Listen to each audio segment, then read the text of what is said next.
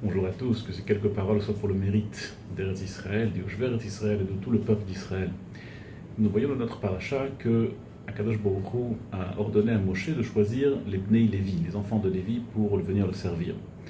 Et le Midrash nous explique que les enfants de Lévi ont été choisis. Le Midrash nous emmène un pasouk dans Tehilim qui dit Hashem tzadik yivchan, veracha ve'oev chamas san'a nafsho. Akadosh Baruch Hu va mettre à l'épreuve le juste, et il déteste ceux qui aiment le Hamas. Le Hamas, c'est pas l'organisation terroriste, mais le Hamas signifie le vol. Donc Akadosh Baruch Hu aime les tzadikim et il les met à l'épreuve. Et nous explique le Midrash que c'est la raison pour laquelle les Bnei Lévi ont été choisis, parce que avant d'être choisis pour un grand rôle, Akadosh Baruch Hu met toujours à l'épreuve. Et c'est la raison pour laquelle les Bnei Lévi ont été choisis, parce que lorsque tous les Bnei Israël étaient en Eretz Mitzrayim, en Égypte, alors personne n'a gardé la Torah, personne n'a respecté la Torah. Les Bnei Israël n'ont pas respecté la Mila, les Bnei Israël n'ont pas étudié la Torah, et les seuls qui ont respecté la Mila, les seuls qui ont respecté la Torah, c'était uniquement les Bnei Lévi. C'est ce qu'on dit dans le Pasuk dans Vezot Abracha, Kishamru imratecha ou veritra imtsoru, parce qu'ils ont gardé ta parole et ils ont gardé ton alliance. Et c'est pour cette raison qu'Akadosh Baruch Hu a choisi les Bnei Lévi, parce qu'ils ont surmonté l'épreuve.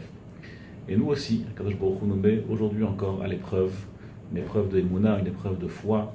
Il faut avoir la foi que tout ce qu'Akadosh Baruch Hu fait, c'est uniquement pour le bien. Akadosh Baruch Hu, il sait ce qu'il fait, et on est entre des bonnes mains, et on est bien géré.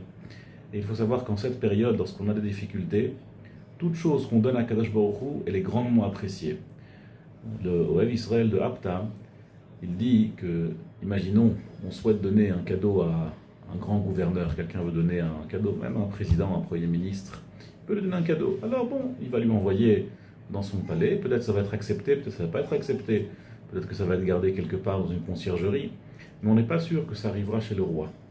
En revanche, dit Abraham de Volojine, on voit dans Melachim, avant de mourir, David Amelech a dit à son fils Shlomo qu'il devra nourrir toute sa vie Bnei Barzilai Agiladi. C'est une famille. Bnei Barzilai Agiladi, il faudra qu'il les nourrisse. Et le repas de Shlomo, comme nous dit le Pasuk dans Melachim, il était plein d'opulence. Là-bas, le Pasuk nous dit en détail tout ce qu'il y avait à manger chez Shlomo. Il faudra qu'il nourrisse Bnei Barzilai Agiladi. Pourquoi ? Parce que nous explique David Amelech à Shlomo, parce qu'ils m'ont soutenu, ils m'ont donné à manger lorsque je me suis enfui de Avshalom, mon fils, qui a voulu me tuer. Parce qu'ils m'ont donné refuge lorsque je n'avais pas de maison, alors il faudra les nourrir toute leur vie. C'est pas juste un petit cadeau, les nourrir toute leur vie, c'est un grand cadeau. Il explique le problème de Volojine qu'un cadeau qu'on donne à un roi en période de difficulté, il est tout de suite accepté. Et c'est la raison pour laquelle David Amelech, qui était en période de difficulté, qui était en train de s'enfuir,